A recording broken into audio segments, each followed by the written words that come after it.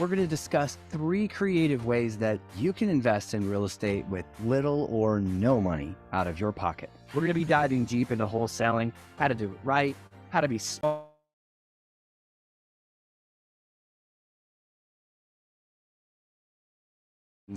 How can I be super targeted with my marketing while at the same time cast a really wide net? Hey, stop what you were doing.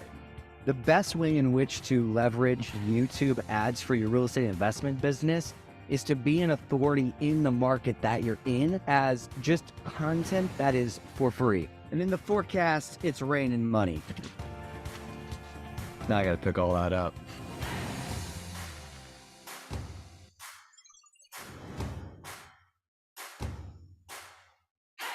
Why would I ever pay for data?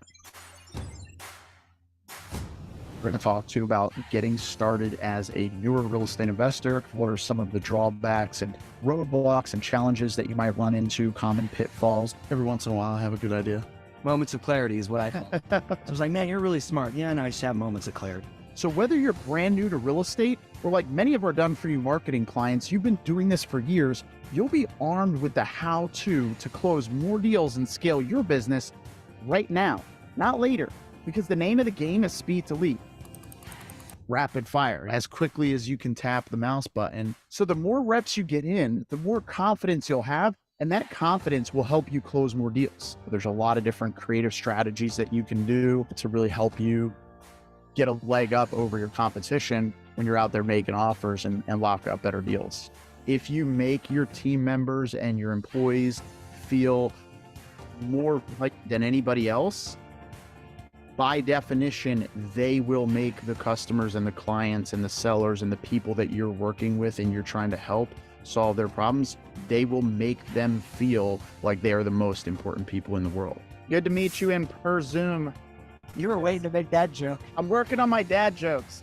My dad shirt, the roast beef, the cow sitting in the sun, and, you know, working on dad jokes. Chris closes your deals. Word, and I'm an MC. C in the sea with the little fishies. So it's time to make it easy. We are going through this series so that you can see exactly what we're doing to get deals so that you can emulate that and get deals for yourself. You got to manage your own expectations for success.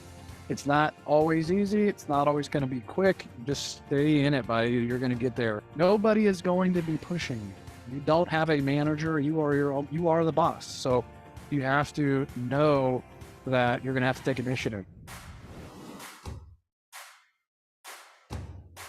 You guys want to start getting deals? What are you waiting for?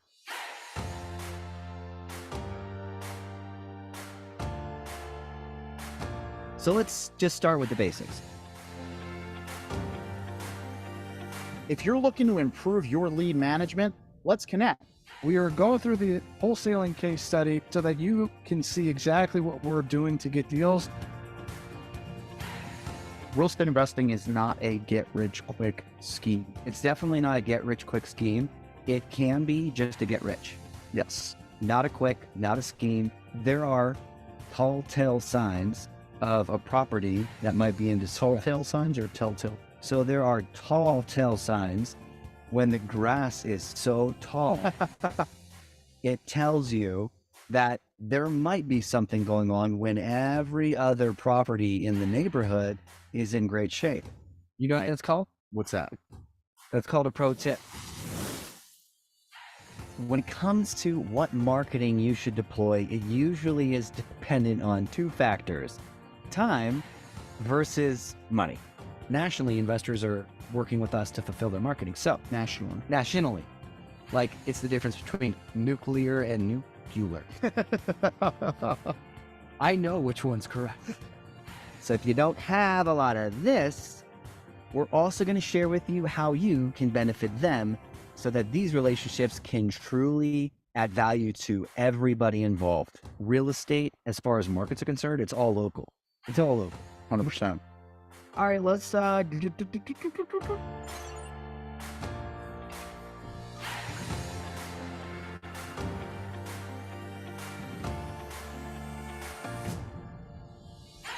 Real estate has so many different niches, frankly, niches that even as a seasoned investor, I'm not that familiar with. For the majority of real estate investors across this country, it's really just a way to provide a good living for their families and live a decent life. If you're just starting out and you don't have a lot of connections, get out there and get involved in other communities. Start outreach to your buyers, having those conversations with either the buyers themselves or the agents that were on those transactions.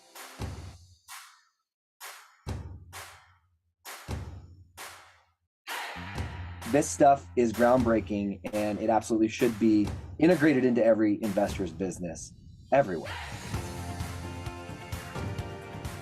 If you're considering getting into real estate investments and you say, man, I want to do this, just understand why. If you want to be a successful business owner, regardless of what niche you're in, you have to hire right. Is it a skill position that requires, intensive training, or is it a task-based position that I could train somebody really quickly?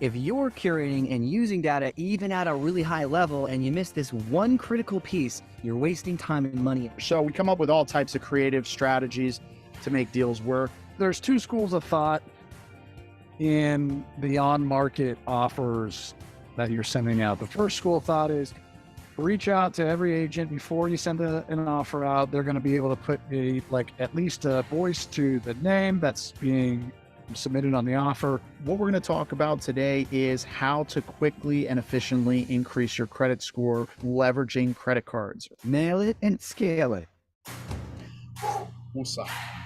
And look what time it is. It's time to make it easy. And that was super cheesy. All you need is friends that have access to credit cards with no balances. That are willing to help. Yes. Yeah. This is the exact process that you can use to identify buyers in the markets that you have deals in, as well as private money lenders. I encourage you, give a private money lender pitch to every seller that you're speaking with. And if you're wondering, how do I do that? When you have a deal that you're going to wholesale, you put it out there to your buyers list and you tell them that there's already a list in place with an agent at 1.5%. My goal for this is to be tremendously valuable for you. You think you can't make money on those? You're wrong. We made so much money on these deals. We love mobile homes. So I think it's really important that you understand if you're cold calling, they are only prospects. Yeah, hello. Yes, I do want to sell my house. Thank you for cold calling me. The fortune is in the follow-up. Yes, cold calling can be very, very profitable, but you got to take action and get on the phone. And if it's not you, you got to find somebody who's going to be a good closer. Process that we use with Lazarus Property Group is called a setter closer model. Sometimes it's advantageous to go out on a limb and lock up a cash deal at a number that's maybe slightly higher than you originally wanted to. Can I just give her $10,000 to just go kick rocks? Yeah, that sounds good. Today, we're presenting our agent Jekka with a check for $10,000 for doing, you guessed it, absolutely nothing. What the heck is the difference between a realtor and a real estate agent? I used to wonder the same thing, and now I are one. It is absolutely crucial that you already have a relationship with an agent in your area set up. Some of the basic ways you can get involved is you can start out and just communicating directly with agents, build relationships with agents. I always say this, and it's because I heard this quote from Richard Branson. If I'm the smartest person in the room, I'm in the wrong room. If you don't have systems and processes in place that you've created and dialed in, then you're not bringing on an employee. You are bringing on a partner without the expectations of what a partner is. Get educated, but at the end of the day, at some point, you're going to have to take action. And, you have to be an action taker. You just got to go for it. Wholesaling is simply one exit strategy in a multitude of exit strategies. want to go out there and then post a job ad without any of these foundational things in place. Do a little bit of work in the beginning to prepare yourself for massive success and a way easier time managing.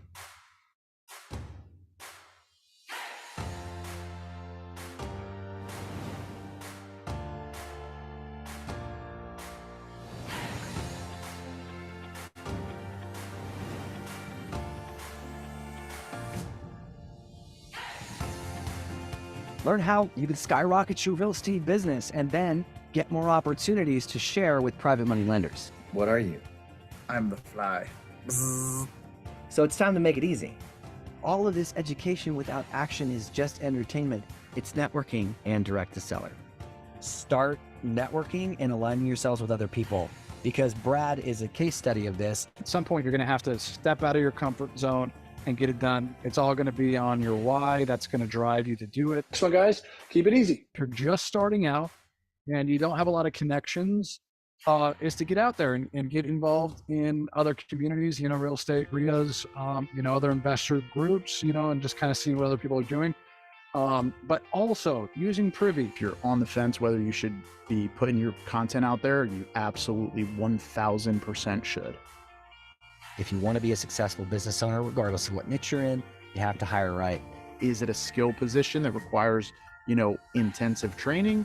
Or is it a task-based position that I could train somebody really quickly? Guys, Chris is a great closer if you guys need help closing deals. All right, guys, this should be a deal. There's people on YouTube having GPT-3 make AI. So AI making AI. AI babies is what it is.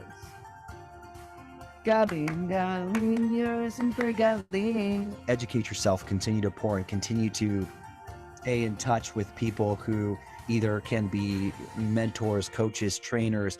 When you identify those and map those out, it's going to put you in a better position to fill those roles and develop your team out. It's not all rainbows and cupcakes, guys. Sometimes deals don't turn out the way you want them to be. And he goes over there and just bam, flips it, and it gets everywhere. And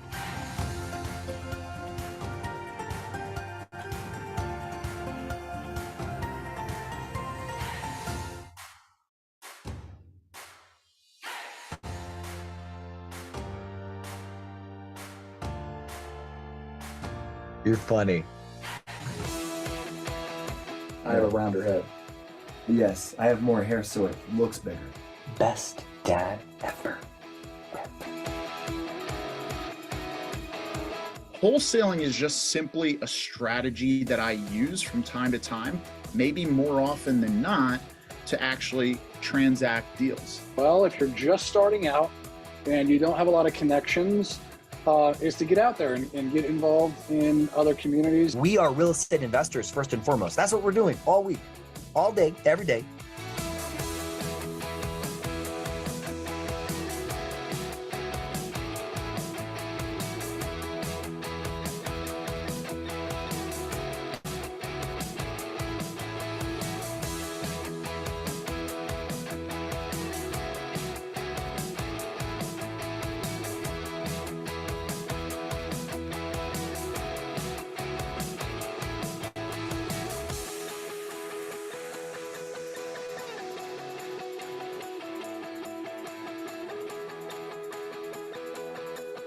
Brad Garcia here. I'm Chris Deal. I'm Christian Weatherspoon with Real Estate Investing Made Easy, and it's time to make it easy.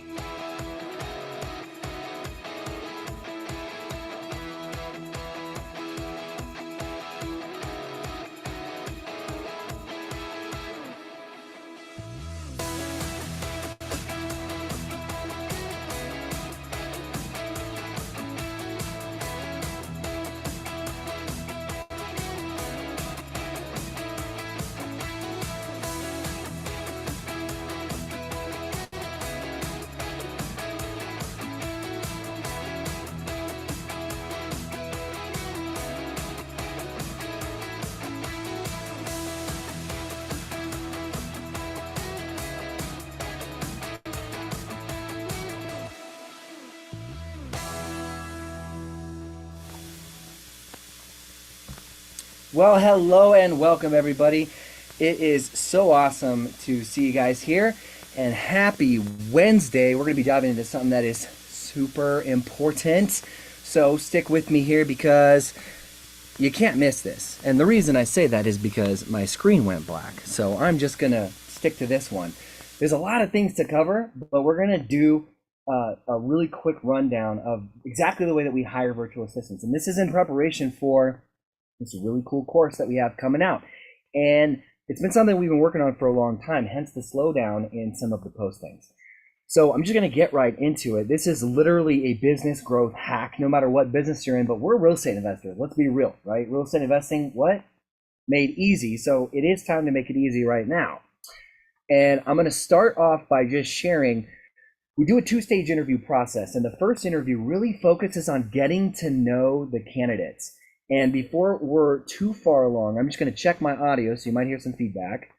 Okay, great. So I'm good. I'm live. You guys can hear me. Sounds great. And the two-stage interview process begins first and foremost with actually trying to make a personal connection with the person that you're interviewing. Okay, and all that said, it might make sense, right? It might be obvious. And we know that people want to work with people that they like, but it's not just about you liking them. It's also about them liking you, so that you can put yourself in a position to be the employer that that person wants to work with and stick with long term. So that's why we're going to be diving into this topic, and that is how to hire a virtual assistant that actually will stick with you. So we'll mostly dive into interview number 2 and the specific way that we actually conduct these interviews. I'll give you a really quick overview of interview 1 and just some questions that we consider as we're diving into the interview itself. We ask these beforehand in a interview scheduling question set that we provide. And those interview scheduling question sets, yeah, it's a mouthful. Brevity isn't my strongest character, I guess you could say. But what it conveys is you want to vet people, of course, by posting the job post first and having hoops for them to jump through, and then specific instructions for them to follow so that when they do, they're going to actually end up applying correctly, and you're there going through interviews or somebody that you hire. Here's a hint. We do ask and recommend for everyone to hire a virtual assistant that's going to help with these interviews as well, so it doesn't take a lot of your time. But in the beginning, I get it. It could be just you, and that's totally fine. But what you'll do is you'll send those out there after interview 2 as well as before interview 1. And it's just a series of questions that helps you as the business owner get to know the person, in addition to, you know, the standard vetting that most people do, right? They'll go on their Facebook profiles if they have one. Sometimes they don't. And they'll also check their resume, which is obvious and standard and something you should definitely do. But an example of some of these questions I'll just pull up here. And if I get my other camera working, then I'll be able to communicate with you this way instead of just this way. But consider this. So this is to be filled out when scheduling the first interview, whether that's you doing it or whether it's somebody else. But when they are setting the appointment, they being the person who you send them a link and they're the candidate, they're going to go through these questions. And this is for a cold caller. So this is just an example for a cold caller, but it applies to most. The first thing, of course, that we ask for is for them to provide for us a mock call or a sample call that they've already actually done of them with a seller, right? So if they've never done that before, frankly, that's fine with us as long as we can hear a mock role play. And usually it'll begin with, hey, this is so-and-so calling about 123 Main Street, because that's a very popular street, apparently. Everybody talks about that street in role plays. And then the second one, it starts to get into a little bit more about their personality, and that is describe what you believe are your biggest strengths on the phone with sellers. We know that. Okay, great, got it. Still related to the phone.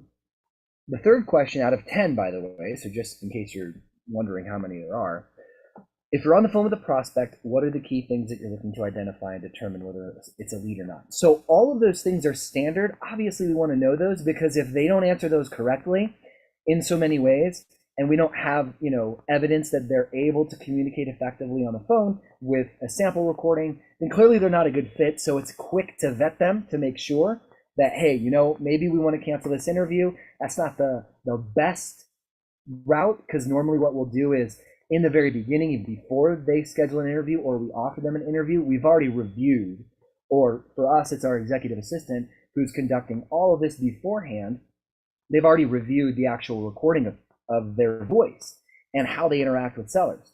So all of that's pretty standard. But then we start getting into more of the questions about their personalities, right? And that is like, if you could do anything in the world for work, what would it be? Not including this job. And we want to get to know what are their goals and what are their hopes and what are their dreams. And then, of course, hey, if you actually didn't have to work at all, what would you spend your time doing, assuming that you had all the money that you needed to pay whatever bills you had and really just fit whatever lifestyle you chose? So, if you wanted a jet, that's great. And I do clarify in some of those questions that, hey, what I mean by what would you do for work, like when I was a kid, I wanted to be an astronaut. Okay, just saying.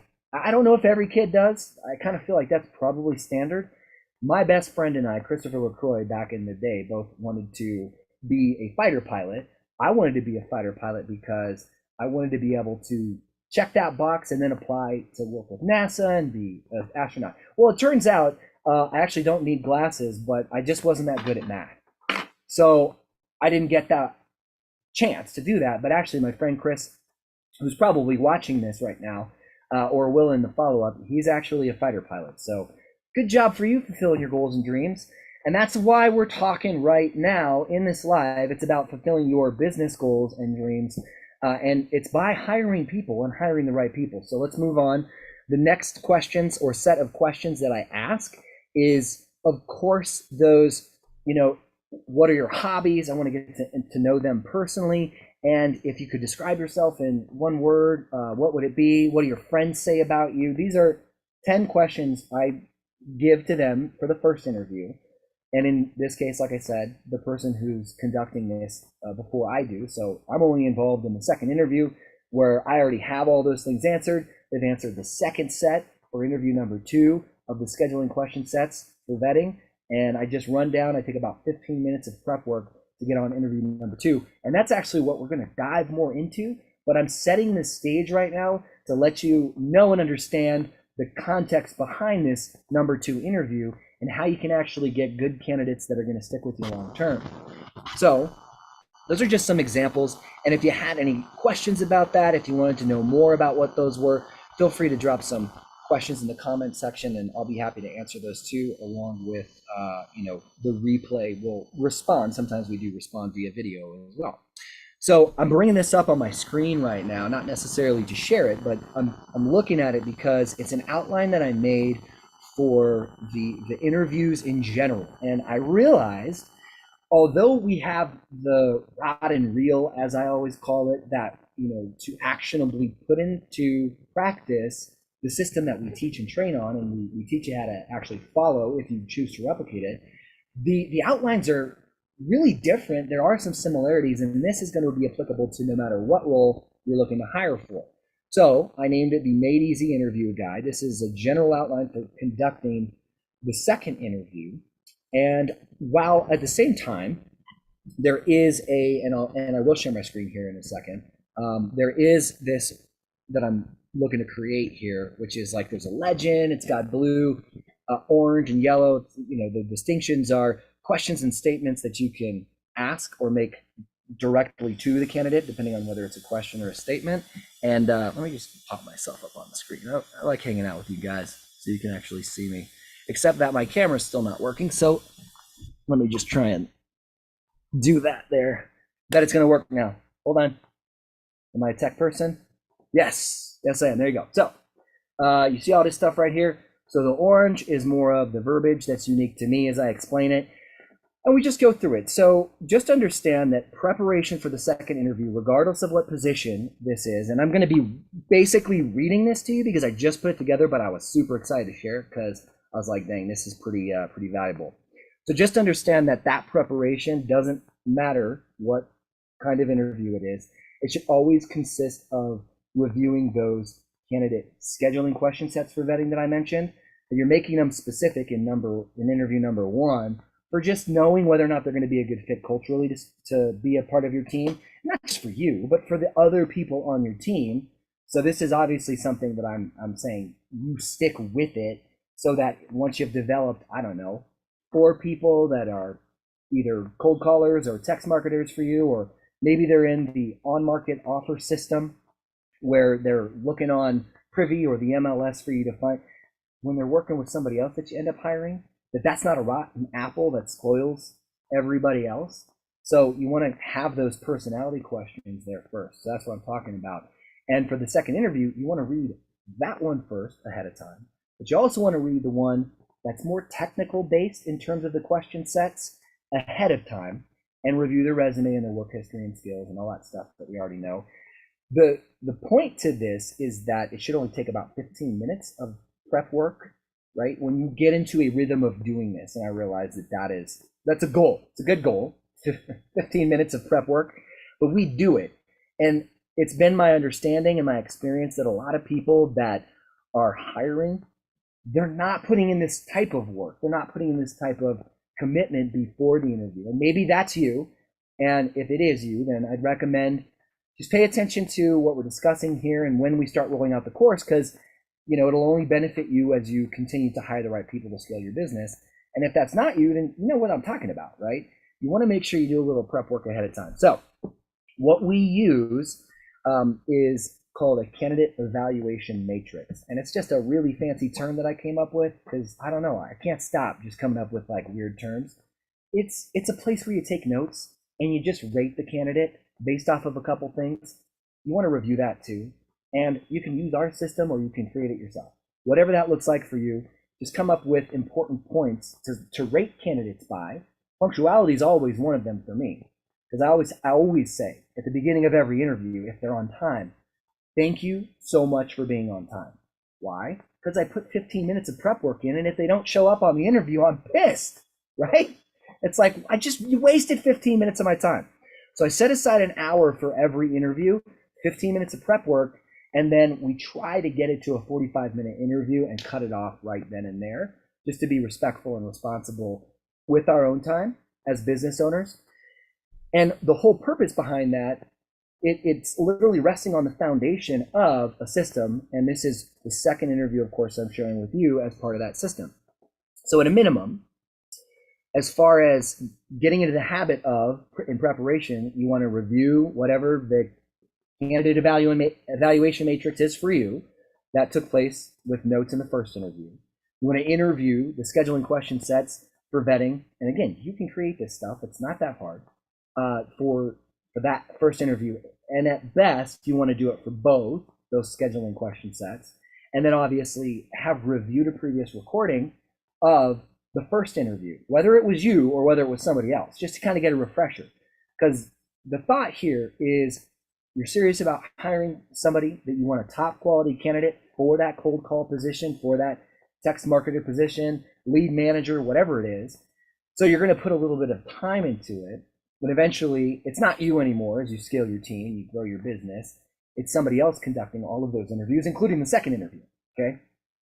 But for the interest of actually still doing to teach and train and like share this stuff with you, I'm in that seat, right? We have other people on the team that can take that particular piece over, but this is something that we're doing and I got back into doing again for this course in particular that we're going to be rolling out, but this is, as I said, a sneak peek of it. Now, apart from watching the recording, I mentioned that should be about 15 minutes of prep, because again, if you're watching the recording, that's going to take you longer than 15 minutes. 45 is the target, right? So it's not always easy to get this whole thing down to an hour, but as you practice and implement what we're about to go through, it's going to be easier and easier for you, and you'll actually get there sooner rather than later. But always remember the whole point. The whole point to all of this is to create a stellar candidate experience.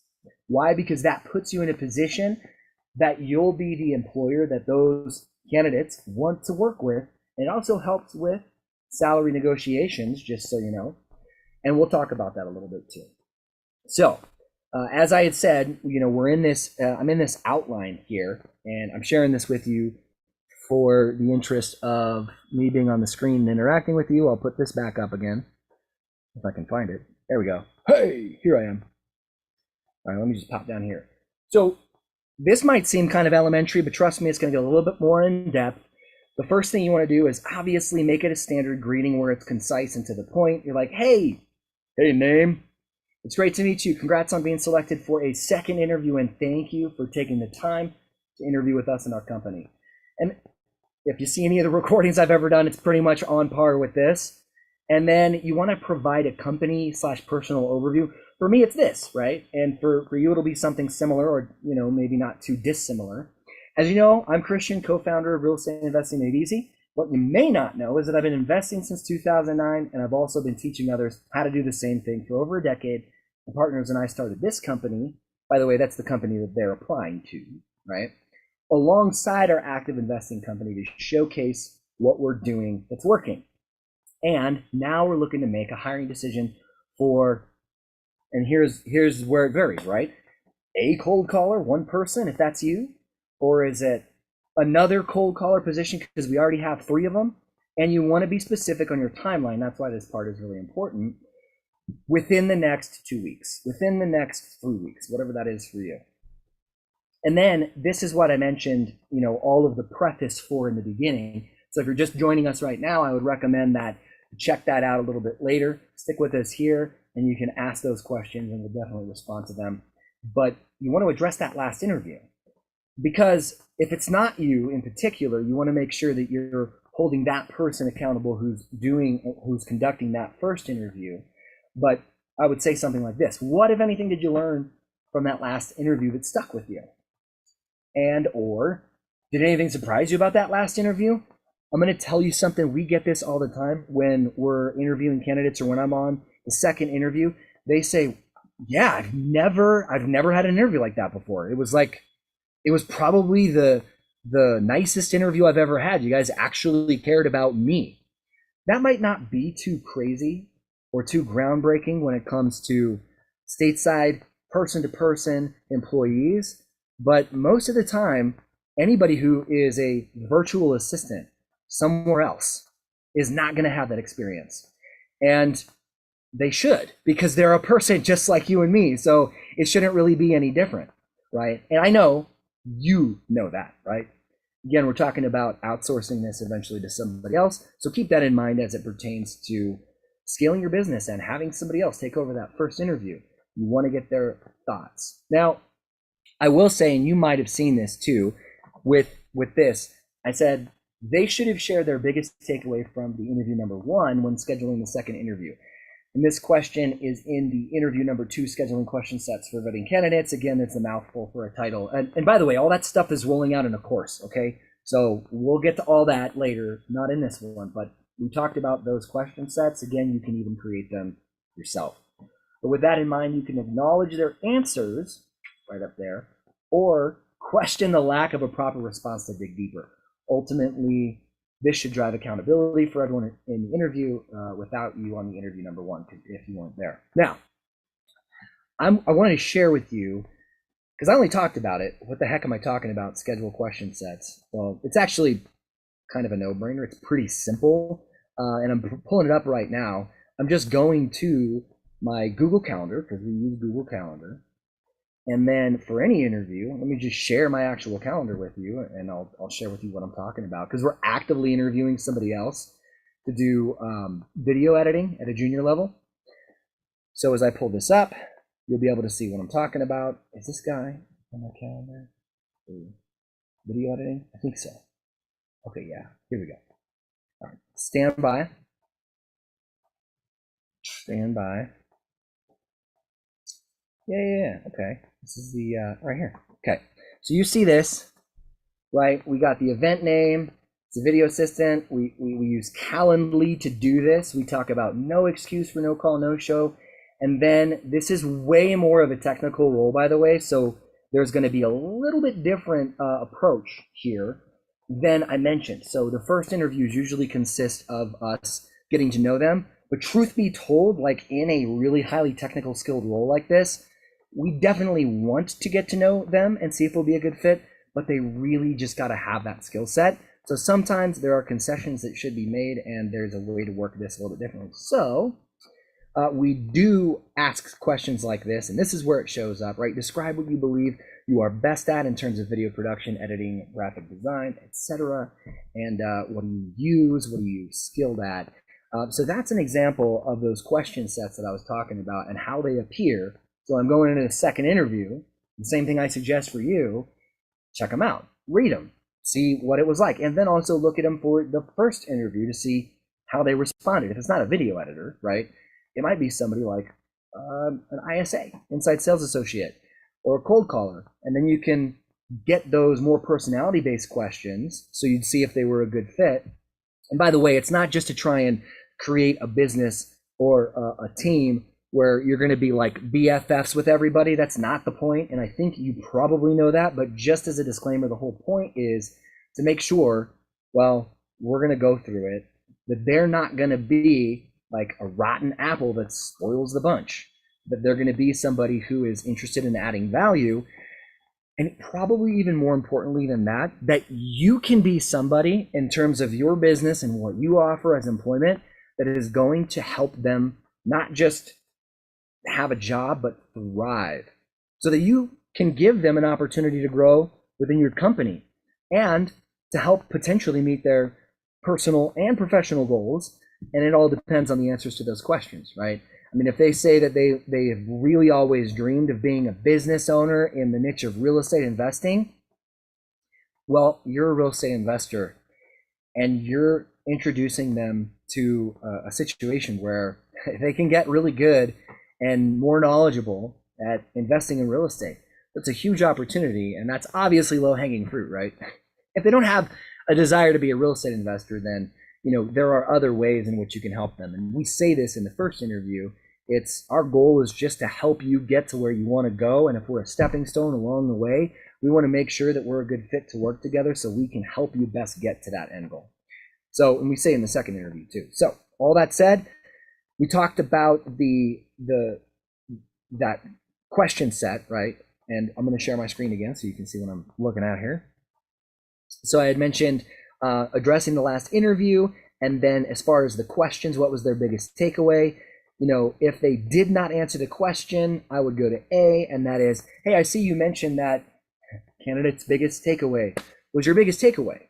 And I would say, hey, tell me more about that. Or, was it the first time you've ever experienced that candidate's biggest takeaway in an interview before? So that's just expounding on that, right? If you needed to, but obviously you want to be conscious of time. If they didn't really answer, I mean, that tells you something. If they didn't bother to answer a simple question like that, maybe they didn't have a good experience. I don't know, which is why you want to dive into it. So B, I said, hey, I didn't see that you really answered the questions about your biggest takeaway from the last interview. What was the challenge with that question, right? And I got a space where I'm going to add something else.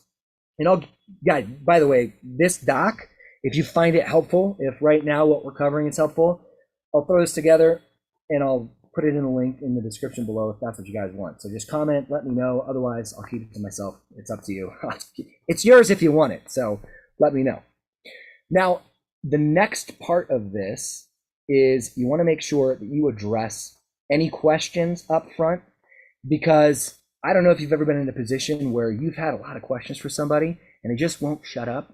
It's almost like this, right? Where I'm talking and, maybe you have some questions and you want to pop on with me and we can address them live, and that's totally fine.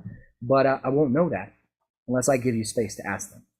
So in the same way, I'm going over this and sharing with you that you want to address any questions up front and say, hey, I'm really glad to hear that you had such a great first interview experience. Or in this case, hey, I'm really glad that you're getting value out of this live right now to make sure that I can continue doing that. I just want to share an overview of what to expect. But first, hey, are there any questions that you have for me? Drop them in the comments below. So obviously, as you can see, what we're doing is we're just going to set the tone, set the expectation for how long it should be with respect to time, with respect to your energy as the interviewer.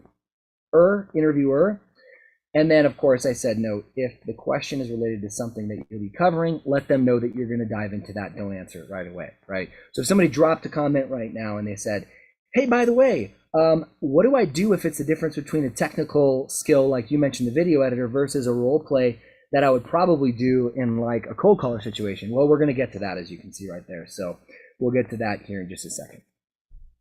Now, of course, afterwards, you want to just give, for the same purpose, an overview of the interview itself.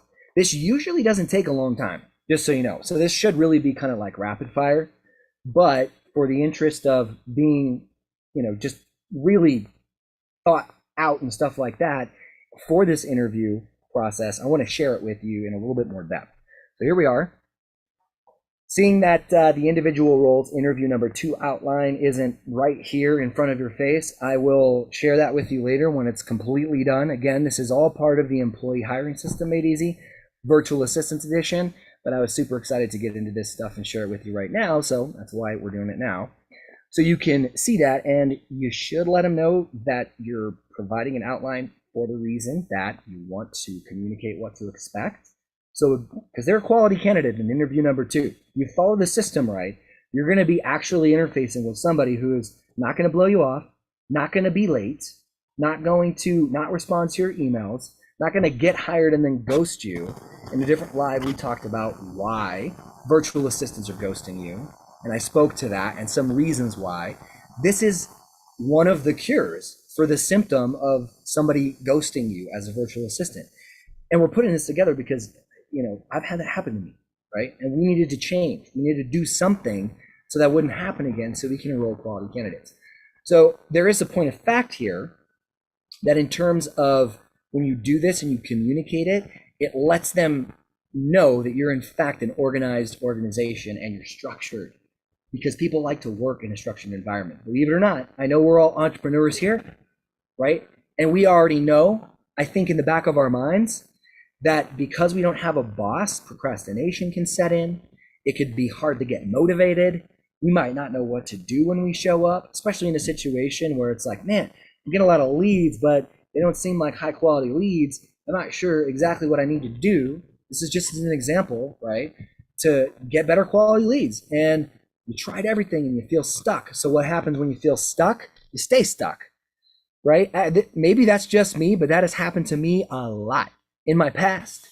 It's about having accountability. So this will also let them know that you've got a structure not just to the interview, but to the role, so that they're going to feel really good about fitting into your organization and that you actually have steps for them to take. It even kind of implies that, oh, you guys got this interview outline structured and you got, to the T.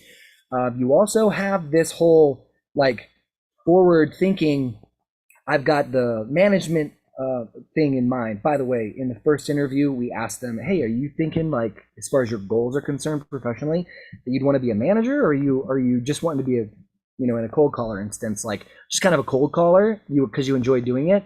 And we don't discriminate. If they say, no, I actually really, really like cold calling, and that's what I want to do until the lights go out, okay, that's fine. And a little pro tip I wanted to share with you about hiring people: consider hiring who will be the manager first. If you've never made a hire for anybody, and let's just take cold call, for example, consider you're going to be managing that person for as long as they're an employee. So you're going to put in the same exact amount of effort to interview somebody that you can ask qualifying questions to, vet a little bit better to determine that, are they going to be a good fit for managing other cold callers down the line? Because that in and of itself is going to free up your time as you scale your business. That's a scalable way to hire people, which is the reason obviously why we're sharing it here. And then one more thing, this will inevitably put you in a position to help you with salary negotiations. And I guess I'm turned around this way. Salary negotiations, and we recommend that you reference that guide, which again, it's not out yet, but all that stuff will be soon. So anyway, moving on, generally, a standard interview, the outline itself, because that's where we are in this, right? You go to the interview outline after you've addressed the questions, and you're saying, hey, I just wanted to give you a quick, high-level overview of what to expect during this interview so you know where we are and there's no confusion about where we are in the interview, out of respect for your time and mine both. And this is kind of what it looks like. There's the intro, which we've already covered, the greeting and appreciation. We went through that. Your company overview, who you are, and these are quick, remember. And then addressing that last interview, and then an overview of this interview is clearly what we're doing now. And then you'll be following up on the homework, which we'll cover shortly. Know though that as far as that homework, it could be anything depending on the role. So if it's like a technical role where you saw I had an appointment scheduled for my executive assistant that interviewed another video editor, they're asked to do a mock project. They're asked to take something from a YouTube channel and then like repurpose it and turn it into something like a YouTube short. And then on the second interview, like if they accomplish that, some of them don't, then I'm going to review it. I'm going to look at it and I'm going to provide them feedback. So that's following up on the homework. So if that were the case, and you're interviewing somebody like that, that's what we would be doing. And then of course it could be an assignment for what we do. And I'll tell you your version of it. What we do is we'll say if they're a cold caller or an ISA, like a SMS phone sales rep, an SMS sales rep or a phone sales rep, what I'll do is in the first interview, they're asked to go watch specific videos where we have them linked to find out like what they can glean from them. Can they learn something from it? And then we'll follow up on that homework and say, hey, out of all those that you watched, like what really stuck out to you? And oh, by the way, we'll get more to that actually. We'll cover that shortly. I was getting ahead of myself because it's actually in this outline. So of course, if it's technical questions / role plays, the technical questions are going to be, like I described, a video editor, instructional designer, graphic designer, full stack developer, whatever you're hiring for. And then role plays are like phone sales reps, cold callers, SMS sales reps, and lead managers, which is important, where you do like a role play. And then of course, the way that I say all this, by the way, is it's very succinct. I'll just say, hey, first we're just going to jump into following up with that assignment that, in my case, it was Carolina had mentioned to you. And then we're going to get into, let's say it's a cold caller role. A role play, we're going to talk about that afterwards and just kind of debrief. My goal for you in this interview is just to make sure that whether or not we're a fit to work together, that you grow as a result of our interaction. Because I want to make sure that, right? So you're actually addressing a benefit you want to provide to that, in this case, phone sales rep, somebody who's a candidate for that position. So all that said, for more technical roles, you'll want to have them speak to specific instances where they've executed their technical abilities both well and poorly, and gauge what their response was in that moment. The whole idea here is understanding, were they determined to do better next time, or did they not even care? And you could gauge this from their response. Like they're like, well, yeah, there was a time where I just kind of screwed up, and the client said it was not that good of a job, and I thought it was great, and he didn't know what he was talking about, and I told him to go kick rocks. Okay, not the candidate we want to hire, right? And I'm sure you would agree with that. And then like, what lessons did they learn? And just so you know, I am going off this outline still right here. What lessons did they learn? Right? Ultimately, you want to understand how they responded to failures and successes. And as far as debriefs for role play goes, I kind of mentioned this already, but you want to ask them, what did they believe that they did well? And I would always recommend that you ask that first. Ask them first. And part of what we do is we say, okay, on a scale of 1 to 10, 1 being, what is cold calling for real estate leads? And 10 being, I am an expert and I have no room for improvement. Where do you land on that scale? Right? And we do this from the onset of the interview, by the way, like right in the beginning. We'll do it again at the end. After the role play, after the debrief, after the teachable moments and stuff, when we provide the feedback for that mock interview or that mock role play. Just so you know. So, moving on.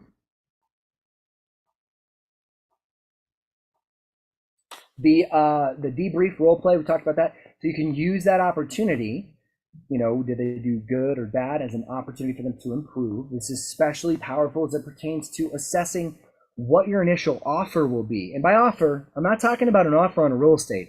I'm talking about an offer for their salary.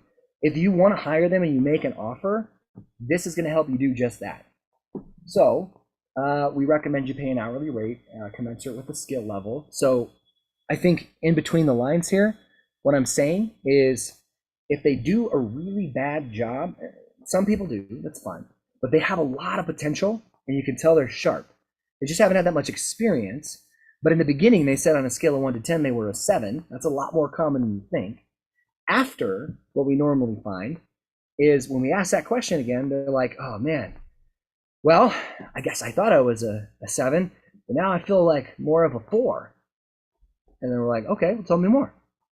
And they start getting into more areas where they feel like they could have improved. And then what I like to do is turn around and say, okay, well, let's focus on what you did really well. And then say, you have a lot of potential. And then we set it up, as the interview goes, to the point where we're getting into salary. And we do this, I had mentioned a sales salary negotiation guide. The little preface, a little preview for that is it's just a very structured way to negotiate salary without actually negotiating salary and just asking questions. And that is to say, that we pay commensurate to skill level and experience and all that. And we're interested in future potential, but we can't make an offer based off future potential. We have to make an offer based off reality. And that's the same way you do with real estate, right? When you're making an offer on a property. So we'll do that. That's just kind of a touch point for a little overview, planting a seed for the salary negotiation guide. But all that to say, in the technical role play, the debrief part of it, you want to include that as in an outline. And obviously, we don't have to go through it again because we just went through it. But ultimately, with this approach, you'll be able to share with the candidate that you provide training and raises based off the candidate's performance and enroll them more and get them more excited about just being a part of your company. So generally speaking, that is the overview for any interview number 2, right? And there's more, of course. I told you we're going to dive into the following up on the homework situation. But keep in mind that the overview you're sharing with the candidate is as short as possible. And I guess I did mention that, but again, I'm going through this outline right now with you. It's just to let them know that you have a method. Most people operate better with a structure and a system. In fact, one of the worst things that you can do when hiring a virtual assistant or an employee is drop them into chaos with no direction. That leads to a virtual assistant ghosting you. And I know that just a while ago I mentioned that briefly, but I think I said it more succinctly here when I wrote it down. That tends to happen.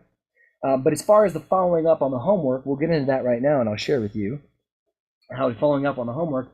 In most cases, this will be watching specific trainings assigned to the candidate at the close of their first interview. Now, for us, what we do is we'll ask them, as I mentioned, to go to our channel, and because we're training them the way that we want to train them. A lot of paradigm shifts happen with that too, because we're adding in creative financing options. We're definitely wanting to do that to improve our flow and our process and our conversion rates. So we let them know ahead of time all that stuff. So if they show up to the interview and we go through the role play and they don't know any of that stuff, well, guess what I know? They didn't watch any of the videos.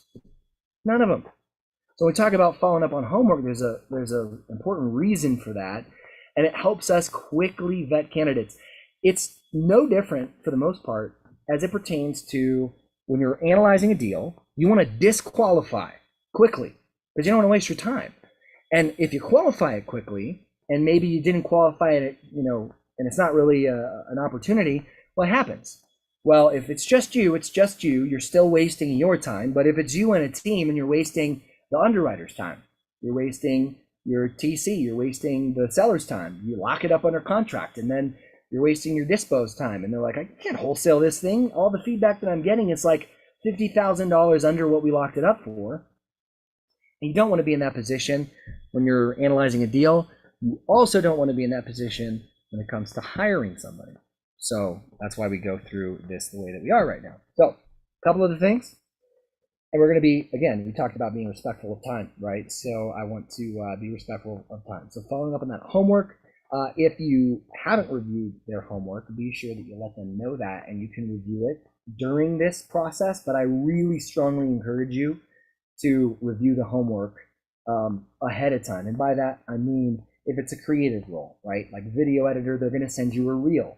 Graphic designer is going to send you a couple samples of their work that's specific to you that they created at your request in the first interview. Social media manager, same thing. Here's 5 social media posts that you can ask them to do in the first interview, so that by the second interview you'll see that result. Now, of course, this assumes that you like their portfolio to begin with before you even got them on the interview.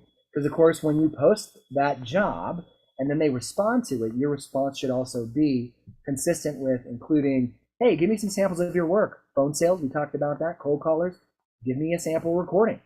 So all of that should have already been done. But now, instead of them showcasing work that they've done for somebody else, you're putting them to the test to see, how badly do you want this job? And they're not going to want it if you're not a rock star interviewer giving them a really good experience. And they may, just because they need dollars. But we talk about this in this training that we're going to be putting out here called the Employee Hiring System Made Easy, Virtual Assistants Edition, that you want to be sure that you provide a stellar experience for those candidates, because that is exactly how you maintain long-term employees, because you can then free your time up and focus on the business instead of in it. So stay tuned for that. I'm just really excited about that. So all that for the homework, and then basically a lot of we just mentioned this, the body of the interview, right, is going to be different depending on what role you're hiring for. So that was the extent of the intro and then the body in kind of a general fashion. But now what I wanted to cover is the outro to that. And the outro really is about setting the tone, setting the expectation, and then we'll wrap it up, right, and send you guys off to enjoy your Wednesday evening. But all of this to say that, like, I don't know how many times I have done this personally, and you may have done it as well, where you are going to interview somebody, put in the time and effort, maybe even pay for a subscription to something like a online portal. I've used Upwork, you probably have too. I've used Fiverr. We really prefer onlinejobs.ph. Shout out to an affiliate link linked in the description below a little bit later if you guys want to use it to support the channel. But anyway, we use onlinejobs.ph, and we just found that that's easier, but we have to pay for the subscription. So if we pay for that subscription, we put in the time, effort, and energy, and it's a lot of time, effort, and energy for all these roles to write the job descriptions, write the email vetting sequences, which we also use with all these hoops that they need to jump through, and then we automate the process. Even automating the process can get cumbersome because it's part of something that you need to do. And then we write all these email or these vetting sequences for the calendar appointments. And then we interview them. If you don't follow up with them, whether they were good or bad employees, because they may know somebody who knows somebody. We've actually had people who we didn't choose to hire for that particular role, but down the line we hired for a different role because we ask these questions on interview number 1 about what they like doing, what are their goals, and then we follow up with them. So we followed up with one person in particular that wasn't a fit at all for the role that they originally applied for. But eventually we reached back out to them and said, hey, we actually have an opening for this particular role. And then we said, hey, we remember from the first interview, you said that was something you enjoyed doing. And they reapplied and they got the position. So all that to say, you want to make sure you follow up, whether it is off the second interview, the first interview, set the expectations correctly. And I'm going to take a pause and I'm going to look at the questions because I haven't in a while. And that is Nav. Hey, Nav, appreciate you, Christian. Yes, please. The doc will be immensely helpful. Awesome. Cool. I'll leave it. I'll get this together. And if you're watching the replay, just a couple days out, maybe even a week out, it probably won't be there, but it'll be there soon. And guys, if you do have questions, please feel free to drop them in the question box, because as we come to a close and to respect your time, I want to make sure I address those before we wrap up. So moving along, we'll talk about just a brief outro of the way that I do it. And it is super simple, okay? You want to show your appreciation once more, and let them know ahead of time, because you're going to ask them if they have any questions. So you don't want to wait at minute 44 and 36 seconds of the 45-minute interview to be like, man, it was so great, meeting you. I really appreciate your time again. Do you have any questions? Because that could go for a long time, right? And of course, yes, I hear you, by the way, whoever you are, who just thought in your head, well, yeah, but you could always follow up with them via email. Yes, you can. And most people don't do that. So good job for you for even thinking that, because you're one of the people who are going to follow up with them anyway. So that's really good news. Now, for those of you who aren't thinking that, and you're like, yeah, Christian, you're right. You want to make sure you don't go too far over out of respect for your energy and your time. there you go. You want to make sure it's a couple minutes before, maybe 5 minutes before you close. Say, hey, we have a few minutes before we end here. So as promised, I wanted to let you know what the next steps look like and open it up for questions. So before I do that, do you have any questions? And then let them ask those questions. And frankly, if you have to defer to a follow-up, do it, right? But normally they're going to be really short. And this is after you would have told them, the negotiation with price and stuff like that. And they're like, oh, I need $5 an hour. And you're like, okay, well, I'm going to get back to you on that. Of course, we don't typically make offers on the spot here on the second interview. We have a lot of candidates that we're interviewing for this position. So we want to give them respect as well as we'll give you respect. Not only that, we're going to follow up with you. So I have a question as I go to my team and I talk to them and I ask them about you and say, hey, this person, right, whoever they are, was a great potential fit. And I think they would make a really great addition to our team. And they said that they wanted $5 an hour. If they say, well, we only can budget for $4.75 an hour, should I even bother following up with you? Right. So this is all after that type of salary negotiation. Normally they'll say, no, follow up with me. Right. And the only reason why they would say that is because, well, we pay PhilHealth and SSS and we pay the 13th month as far as the Philippines are concerned because we want to take care of our employees. But all that said, you want to set that stage once more, even explaining what the outro is going to be like so you can deliver on that promise and keep it tight, okay? And then, of course, hey, once more, congratulations on getting the second interview, and thanks for taking the time to interview with our company. I'm looking forward to following back up with you and potentially offering you a position with our company if it makes sense for us and the team. And then, bam, you're done. So if you're still with me, thank you for sticking around. And that pretty much wraps it up. If you have any questions and I haven't seen them yet, drop them in the comment section below, and we'll definitely get to those, whether it is right now live or whether it is on a follow-up. So you guys, I don't see any other questions. You have a wonderful Wednesday evening, and be sure to continue to check in with us as together we make